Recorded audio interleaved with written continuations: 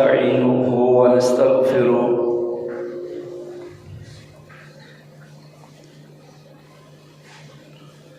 ونعوذ بالله من شرور أنفسنا ومن سيئات أعمالنا من يهده الله فلا مضل له ومن يضلل فلا هادي له واشهد ان لا اله الا الله وحده لا شريك له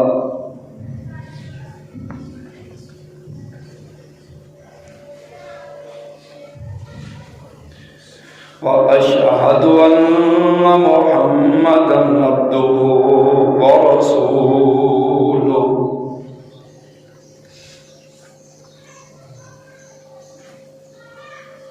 أما بعد فإن خير الحديث كتاب الله وخير الهدي هدي محمد صلى الله عليه وسلم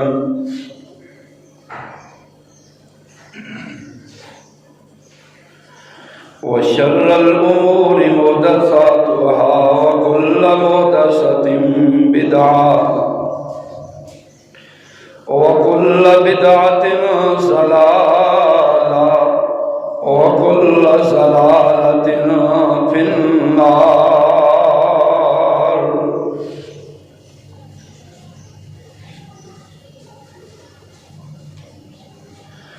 أعوذ بالله السميع العليم من الشيطان الرجيم من همزه ونفخه ونفسه.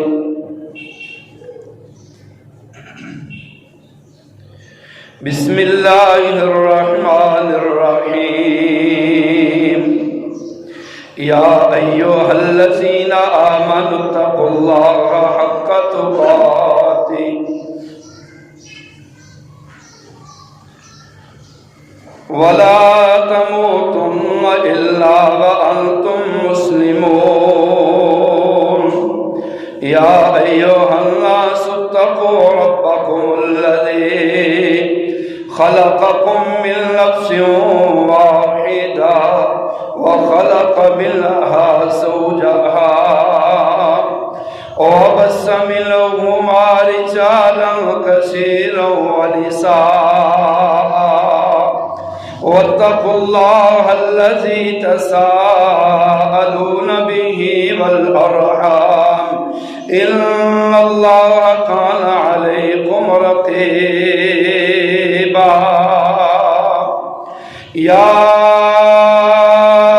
أيها الذين آمنوا اتقوا الله وقولوا قولا سديدا يصلح لكم أعمالكم ويغفر لكم ذنوبكم ومن يطع الله ورسوله فقد فاز فوزا عظيما.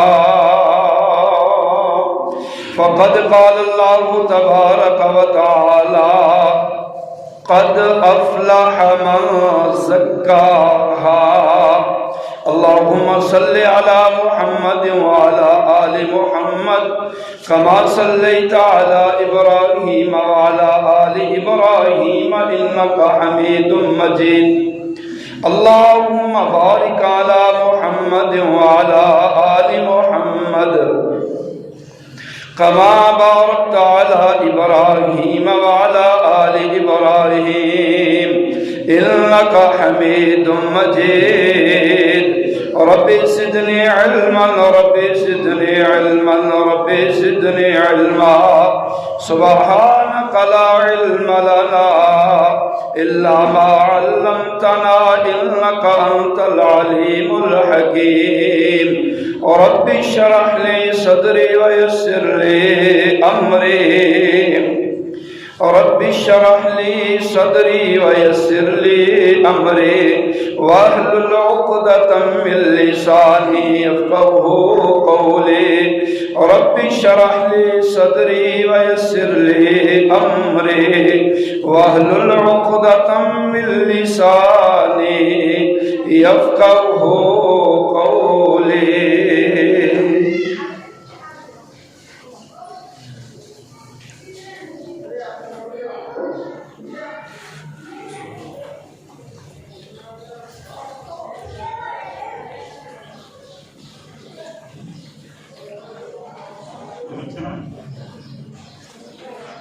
ہر قسم کی حمد و ثنا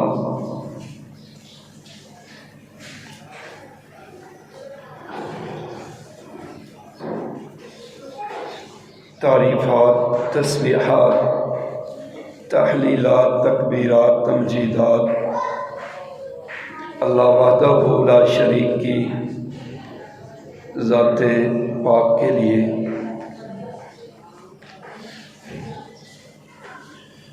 درود و سلام امام الانبیاء،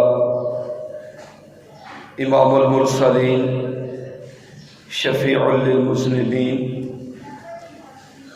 نبی کریم صلی اللہ علیہ وآلہ وسلم کی ذات گرامی پر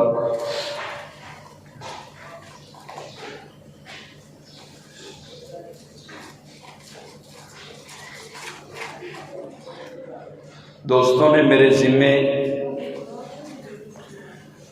تزکیہ نفس کا مضمون لگایا ہے کہ رمضان المبارک میں اس موضوع پہ گفتگو کی جائے. اسی مناسبت سے قرآن مجید کی ایک آیت مبارکہ تلاوت کی ہے. قد افلح، یقیناً وہ بندہ فلاح پا گیا، کامیاب ہو گیا. من زکاہا، جس نے اپنے آپ کو پاک کر لیا، اپنا تزکیہ کر لیا.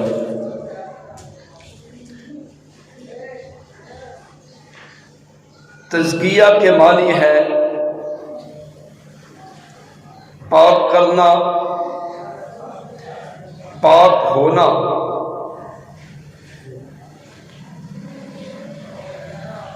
اور نشو و نما پانا.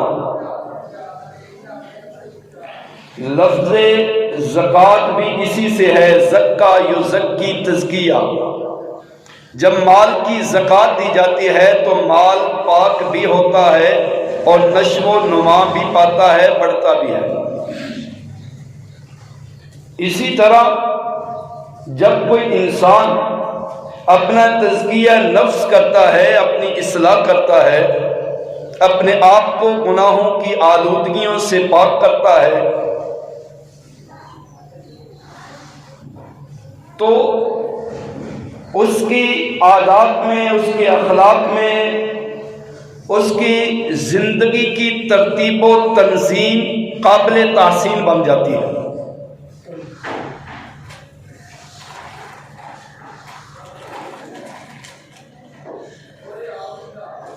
رب ذوالجلال والاکرام نے اسی مقصد کے لیے انبیاء اور رسول کو مبعوث کیا. یکفر اللہ عنکم سیئاتکم، تاکہ تمہیں گناہوں کی زندگیوں سے نکال کے، یکفر عنکم سیئاتکم، تاکہ وہ تمہیں تمہارے گناہوں سے نکالیں.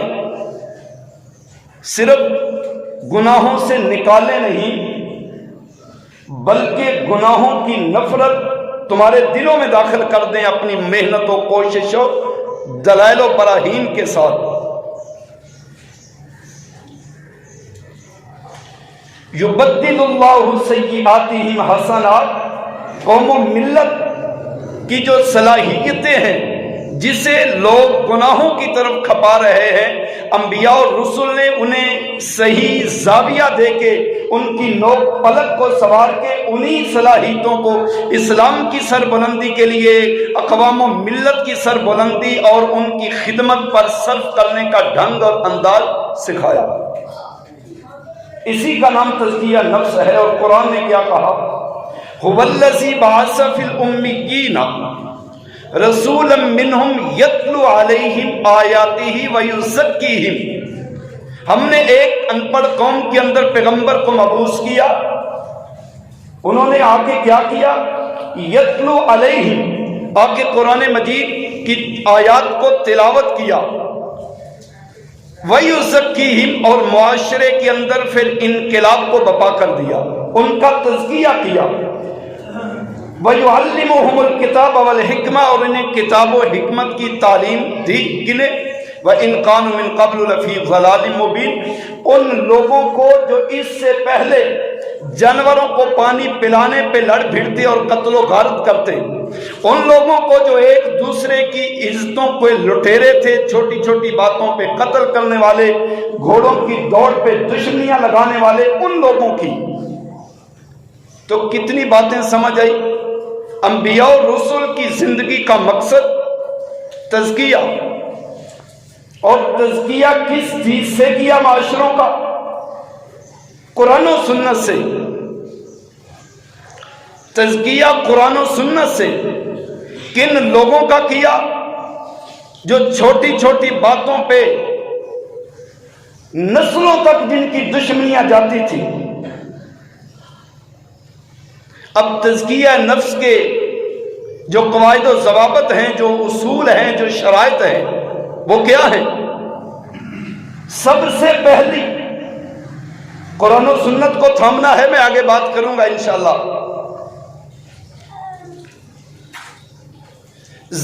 باطنی طور پہ اپنا تزکیہ کیا جائے۔ بات میری ذرا توجہ سے سمجھنی ہے، آج کا جمعہ ممکن ہے کچھ مشکل الفاظ میں ہو۔ سب سے پہلے باطنی دل کا تزکیہ۔ اگر بندے کا دل پاک نہیں ہے، دل میں کئی ایک چیزیں ہیں۔ پہلی بات، یہ دل اللہ کی محبت کے لیے پاک ہو جائے۔ والذین آمنوا اشد حبا للہ، ان کے دل اتنے پاک ہیں کہ وہ اپنے رب کی محبت میں مر مٹنے والے ہیں، اور تاریخ گواہ ہے مر مٹے ہیں۔ کبھی بلال نے مارے کھائی ہیں، کبھی سمیہ کٹی ہے، کبھی خباب و خبیب سولیوں پہ چڑھے ہیں، خود پیغمبر نے کعبۃ اللہ کو چھوڑا ہے، عبد الرحمن بن عوف نے بچوں بیوی کی قربانیاں دی ہیں، ہجرتیں کی ہیں، مالوں کو لٹایا ہے، گلوں کو کٹوایا ہے۔ یہ سب کچھ کس لیے؟ کیونکہ ان کے دل پاک تھے غیر اللہ کی محبت سے، اور اپنے خالق کی محبت پاویست ہو چکی تھی۔ جب رب کی محبت بیٹھ گئی، اندر پاک ہو گیا، پھر دنیا کی کوئی طاقت نہ انہیں جھکا سکی، نہ گرا سکی، نہ اپنے مشن و مقصد سے پیچھے ہٹا سکی۔ ان کا ایک ہی مقصد تھا کہ دنیا میں غلبہ اسلام، اور ہمارا جو آخری ٹھکانہ ہم فیہا خالدون، وہ جنت ہے۔ اس کے حصول کے لیے بھلے کچھ بھی کرنا پڑے، کوئی پرواہ نہیں، کسی سے ٹکرانا پڑے، سوال ہی نہیں پیدا ہوتا کہ قدموں کے اندر ذرا بھی لغزش پیدا ہو جائے۔ تو باطنی رب کے بارے میں دل پاک، اور لوگوں کے بارے میں دلوں کی پاکیزگی۔ ایک مسجد، ایک محلہ، ایک گھر، لیکن دل میں نفرتیں، دل میں قدورتیں، دل میں حسد، دل میں کینہ۔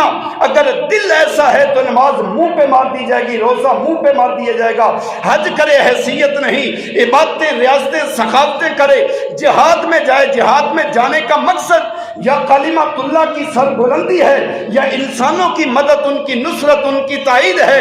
اگر دل شرک سے پاک نہیں، اور دل میں انسانیت کا درد نہیں، ہمدردی نہیں، پھر کٹنا، کٹوانا، میدانوں میں جانا، مار کے لڑنا کوئی حیثیت نہیں رکھتا۔ تو دل کو پاک کرنا ہے پہلا کام، اور اسی کی دعوت دیتے ہوئے اللہ کے پیغمبر آخری لمحات میں دنیا سے گئے۔ لعن اللہ الیہود والنصارى اتخذوا قبور انبیائہم مساجدا۔ یہود و نصارہ پہ رب کی لعنت و پھٹکار پڑے۔ کیوں؟ انہوں نے اللہ کے پیغمبروں کی قبروں کو سجدہ گاہ بنا لیا۔ آج بھی دیکھ لیں، اللہ کے نبی نے ان لوگوں پہ لعنت کی جنہوں نے انبیاء اور رسول کی قبروں کو سجدہ گاہ بنایا۔ نبی کہتا ان پہ لعنت و پھٹکار ہو۔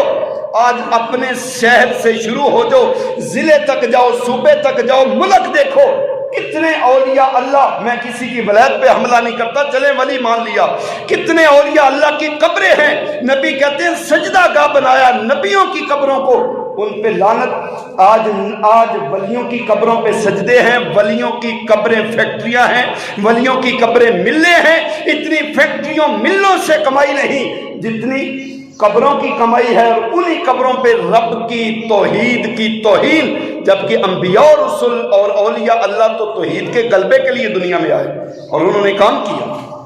تو سب سے پہلے دل پاک، رب کے معاملے میں دل پاک ہو جائے۔ اگر دل اللہ کی توحید کے لیے، کیوں جنت کون جائے گا؟ انما المشرکون نجس، جو پلید ہے اس کا جنت سے کیا لینا دینا؟ دل اللہ کے لیے پاک اور انسانیت کے لیے دل پاک، دل میں درد، دو نمبری نہیں، دھوکہ نہیں، فراڈ نہیں، اور اللہ کی زمین پہ فساد نہیں۔ یہی روزے کا بھی تقاضا ہے نا، من لم یدع قول الزور والعمل للہ فلیس حاجہ، جس نے قول زور، جھوٹ، فراڈ، دھوکہ نہ چھوڑا، رب کو اس کے روزے کی بھی ضرورت۔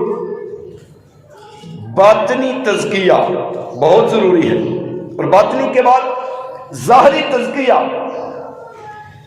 اور باطنی میں ایک اور بات کرتا جو اللہ کے پیغمبر صلی اللہ علیہ وسلم نے فرمایا، کچھ لوگ، میں نے پہلے بھی یہ حدیث بیان کی کہ تمہارے ساتھ نماز پڑھنے والے، روزہ رکھنے والے، عبادتیں ریاضتیں کرنے والے قیامت والے دن آئیں گے، تہامہ پہاڑ، جو جن کا سلسلہ مکہ اور مدینہ میں بڑے بڑے پہاڑ ہیں، ان کے برابر نیکیاں لے کے آئیں گے، لیکن جہنم رسید کر دیے جائیں گے۔ جرم نماز بھی ہے، روزہ بھی ہے، تلاوت قرآن مجید بھی ہے، اور بے شمار نیکیاں۔ جہنم جانے کی وجہ ان کا باطن پلید تھا، ان کا باطن جو تھا، جب تنہائی میں بیٹھتے تھے تو گناہ کرتے تھے، تنہائی میں بیٹھتے تھے تو رب کی حدود کو توڑتے تھے۔ آج موبائل انٹرنیٹ کا دور ہے، میں اور آپ ہر شخص اپنے گریبان میں جھانک کے دیکھیں کہ ہماری تنہائیاں، جو تنہائی کی حیثیت اللہ کے نبی نے بتائی تھی، کیا اسی طرح ہیں، یا ہماری تنہائیاں پلید ہو چکی ہیں؟ تنہائی کی عبادت کے بارے میں رسول اللہ نے فرمایا، لوگوں، سلسلہ حدیث سیاح کی حدیث ہے، فرمایا ایک شخص لوگوں کے ساتھ مل کے مسجد میں، کسی محفل میں، کسی عبادت خانے میں 2 نفل پڑھتا ہے، اور ایک بندہ تنہائی میں 2 رکعتیں پڑھتا ہے۔ تنہائی میں پڑھی ہوئی 2 رکعتوں کی فضیلت و ثواب یہ ہے گویا اس نے با جماعت نماز ادا کی ہے۔ تنہائی کی عبادت، تنہائی میں رکوع، سجدے، قیام، رب کے سامنے رونا دھونا، اپنے رب کو منانا۔ کہتا ہے رب نہیں مانتا، کسی اہل علم نے لکھا ہے تیرے اور رب کے درمیان اتنا ہی فرق ہے جتنا تیری پیشانی اور زمین کے درمیان ہے۔ پیشانی زمین پہ رکھ، پھر تو مانگ، دیکھ رب تجھے دیتا ہے یا نہیں دیتا۔ لیکن تنہائی کی زندگی میں تو تنہائی کو پاک کرنا، تزکیہ نفس کا پہلا یہ اصول، اور دوسرا باطن کے ساتھ ساتھ اپنے ظاہر کو پاک کرنا۔ ظاہر کو، جس بندے کا ظاہر صاف نہیں ہے، آج بھی رمضان المبارک کا مہینہ ہے، آپ افطاری کا سامان لینے کے لیے جاتے ہیں، کسی ریڑھی سے آپ نے فروٹ خرید لیا ہے، وہ روزے دار ہے، وہ نمازی ہے، کھڑا ہوا ہے، کہتا رزق حلال کما رہا ہوں، کوئی شک نہیں کہ تو رزق حلال کما رہا ہے۔ آپ نے 1 درجن کیلے ہی لے لیے ہیں، جب گھر گئے شاپنگ بیگ کو کھولا، آپ کہتے ہیں میں نے ملک شیک بنانا ہے، آپ کو 4 کا بنانے کی ضرورت پڑے گی، 8 کا پہلے ہی بنا ہوا اور اس نے آپ کو دے دیا۔ یہ روزے دار ہے، یہ اس کا ظاہر ہے۔ باتیں بڑی چکنی کی ہے آپ کے ساتھ، بڑی محبت و ہمدردی۔ فروٹ تو آدھا خراب ہے بھائی، جو خراب ہے الگ رکھ، جو صحیح ہے الگ رکھ، صحیح کا ریٹ الگ لگا، خراب کا الگ لگا، مت اپنے اعمال کو درست خراب کر۔ اللہ کے پیغمبر علیہ السلام ایک غلہ منڈی سے گزر رہے ہیں اور وہاں پہ گندم کے ایک ڈھیر کو دیکھا، جب ہاتھ لگایا اوپر گندم خشک ہے، نیچے گیلی ہے، اللہ کے نبی نے فرمایا اس کو الگ کر دے، خشک گندم الگ کر، گیلی الگ کر، مت اپنے رزق کو حرام اور خراب کر۔ سارا دن تو کھڑا ہے بار بازار میں، گرمی کی شدت، بھوک پیاس کو برداشت کر رہا ہے، حالت روزے میں کھڑا ہوا ہے، اپنا روزہ بھی برباد کر رہا ہے اور اپنے رزق کو مشکوک کر رہا ہے۔ جب تک تیری صرف باتیں نہیں، اپنے ظاہر کو صاف شفاف کر۔ لیکن بدنصیبی یہ ہے کہ یہاں جھوٹے پیشواؤں نے اور جاہل مولویوں نے لوگوں کو تزکیہ نفس کرنے کا بڑا عجیب و غریب طریقہ اور ڈھنگ بتا دیا۔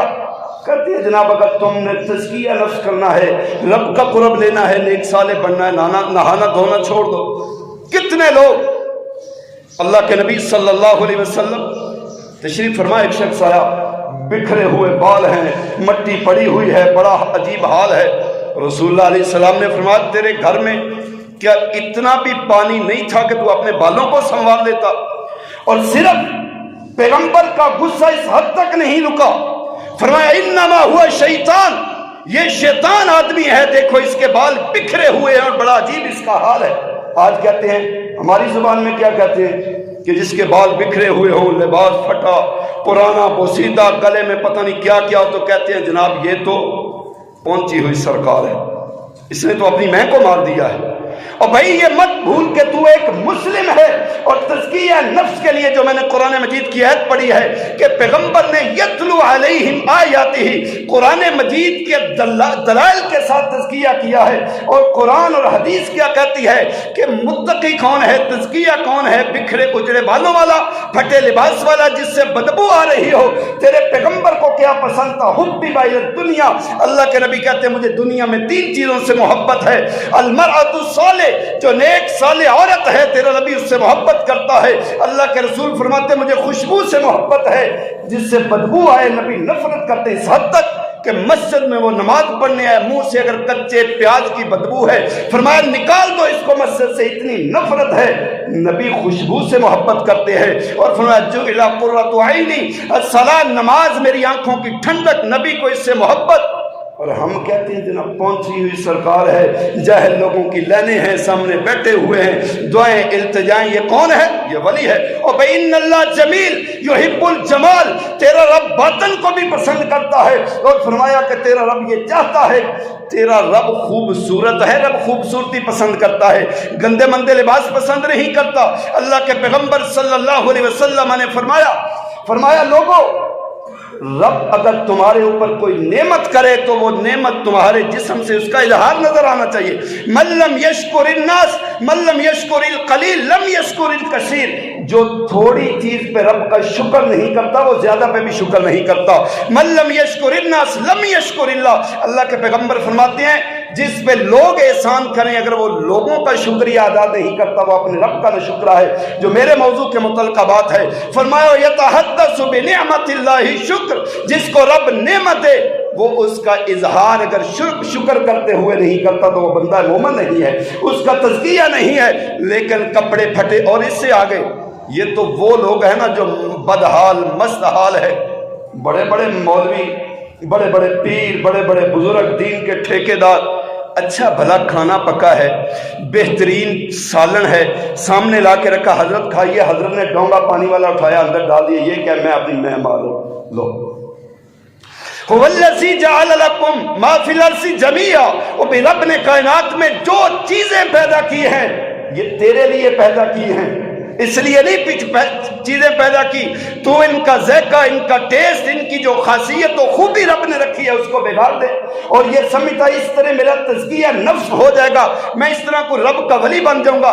اللہ کے نبی صلی اللہ علیہ وسلم بکری کا سب سے عمدہ گوشت ران وہ روسٹ کر کے کھانا پسند کرتے، صحابی کہتے ہیں گوشت ابل رہا ہے، نبی نے کہا لاؤ ایک دستی، میں نے ایک دی، 2 دی، فرمایا اور لاؤ، میں نے کہا اللہ کے نبی ختم ہوگی، فرمایا اگر تو یہ نہ کہتا نکالتا جاتا ختم نہ ہوتی۔ بتانا یہ چاہتا ہوں کہ بھائی میرے پیغمبر کو عمدہ چیز کھانے میں پسند تھی، یہ نہیں کہ عمدہ چیز بنی ہوئی تو اس میں پانی ڈال دے اور کہے جناب یہ تو تزکیہ نفس ہے، یہ تو میرے ولایت کی نشانی ہے، یہ تیری جہالت کی نشانی ہے، ولایت کی نشانی نہیں ہے۔ تزکیہ نفس کے لیے ظاہر کا پاک ہونا، تزکیہ نفس کے لیے باطن کا پاک ہونا، اور باطن میں گھر کا ماحول بھی آتا ہے، الطہور شطر الایمان۔ اللہ کے نبی کہتے ہیں کہ صفائی نصف ایمان ہے، صفائی نصف ایمان ہے۔ یہاں جناب بزرگ ہفتہ ہفتہ، مہینہ مہینہ، سال سال نہاتے نہیں، لٹیں ایسی ہیں انسانوں کی کم اور گدوں کی زیادہ لگتی ہیں، بدبو آ رہی ہے۔ صحابہ کا انداز کیا تھا؟ اللہ کے نبی کے صحابہ رمضان المبارک بعد نماز مغرب غسل کرتے، کہتے ہم نے رات قیام کرنا، اپنے رب کے سامنے کھڑے ہونا ہے، صاف ستھرے شفاف لباس میں، ناخنوں کا کاٹنا، بڑے بڑے نمازی گھروں میں جوان بیٹیاں ناخن بڑے ہوئے ہیں، بیوی کے ناخن بڑے ہوئے ہیں، یہ کون ہے؟ یہ مسلمانوں کا گھرانہ، رب نے تجھے آنکھیں دی، الم نجعل لہ عینین، کتنی خوبصورت آنکھیں ہیں، تو ان آنکھوں سے ساری دنیا کے مناظر دیکھتا ہے، بیٹی بیوی کے ناخن نظر نہیں آتے؟ یہ تجھے علم نہیں ہے کہ انہی ناخنوں سے، انہی ہاتھوں سے وہ آٹا گوندتی ہے، انہی ہاتھوں سے کام کاج کرتی ہے، اور انہی ہاتھوں کے ساتھ قضائے حاجت کے معاملات کرتی ہے۔ وہ گندگی جو ناخنوں میں لگی ہوئی ہے، جب کھانے میں چلی جائے گی تو بتا تیرے گھر میں کیا طہارت رہے گی، کیا پاکیزگی رہے گی، کیا تزکیہ رہے گا۔ مہمان تیرے گھر میں بیٹھے، اس کے سامنے برتن پڑے ہوں، وہ بتا دیتے ہیں کہ تیرا گھر کتنا پاک ہے۔ وہ جس بستر پہ بیٹھے وہ بستر بتاتا ہے کہ تیرا بستر کتنا پاک ہے۔ اور یہاں مصیبتیں یہ ہیں، جب گھروں میں بیٹیوں کی اس طرح تزکیہ نہیں ہوتا، تربیت نہیں ہوتی، اگلے گھروں میں جاتی ہیں، نتیجے کیا نکلتے ہیں؟ گھر میں کام کی عادت نہیں، ماں بڑا خوش ہوتی ہے کہ میری بیٹی ماشاءاللہ نماز پڑھتی ہے، اچھی بات ہے، لیکن اگر اسے کھانا بنانا پڑ جائے، اس بیچاری مسکین کو یہ پتہ نہیں ہے کہ اس میں سالن میں نمک اور مرچ کتنی ڈالنی ہے، کتنی، اور اگلے گھر میں جائے کہتی ہے کام نہیں کر سکتی، طلاق دینی ہے دے دو۔ پیچھے سے والدین کال کرتے ہیں، جب رشتہ لینا تھا بڑی منتیں کرتے تھے، سماجتیں کرتے تھے، اب دے دیا ہے تو بیٹی سے کام کرواتے ہو، ہم نے تمہیں یہ دیا، ہم نے تمہیں وہ دیا، تم تو غریب تھے، تمہیں کون پوچھنے والا تھا، ہم نے اتنا خرچ کر دیا۔ اور بدقسمتوں یہ بتاؤ تمہاری بیٹی نبی کی بیٹی سیدہ فاطمہ سے مہنگی پیدا ہوئی ہے، اس سے بڑھ کے تیری بیٹی مہنگی اور لاڈلی ہے، جس کے بارے میں پیغمبر نے فرمایا سیدۃ نساء اہل الجنہ، محمد کی بیٹی عام مت سمجھو، فاطمہ بضعۃ منی، یہ میرے جگر کا ٹکڑا ہے، میں اس سے کائنات میں بڑھ کے محبت کرتا ہوں، جنتی عورتوں کی سردار ہے۔ اور سردار نبی کی سردار بیٹی کی کیفیت کیا ہے؟ صرف آٹا نہیں گوندتی، چکی چلاتی ہے۔